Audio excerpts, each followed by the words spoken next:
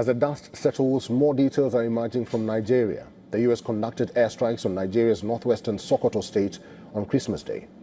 U.S. President Donald Trump described it as a Christmas gift to what he called ISIS terrorist scum. But the problem is some of the gifts may have been delivered to the wrong address. These are visuals from a village in Nigeria's Kwara state.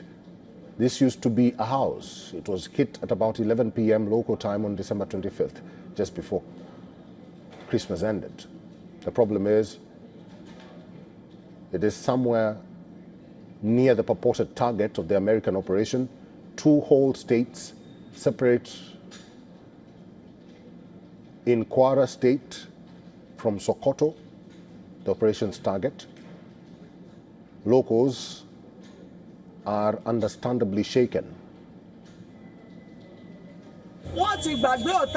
I could have been forgotten, killed by now, if the wall of the house that broke had collapsed on me. Praise to God Almighty.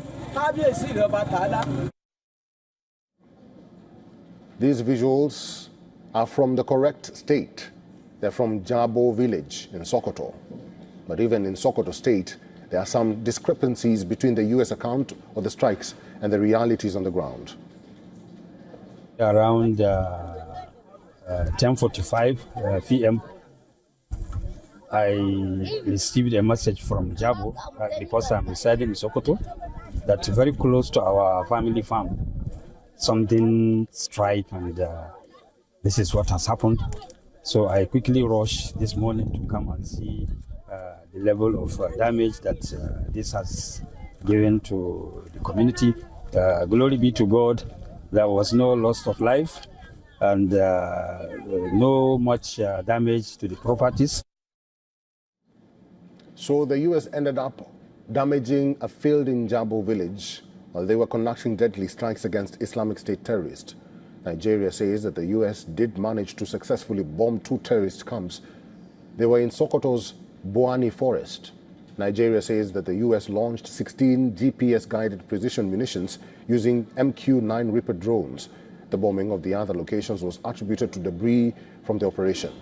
After the strikes, the U.S. thanked the Nigerian government for their support. Abuja was also quick to announce that strikes were a collaborative effort between the U.S. and Nigeria.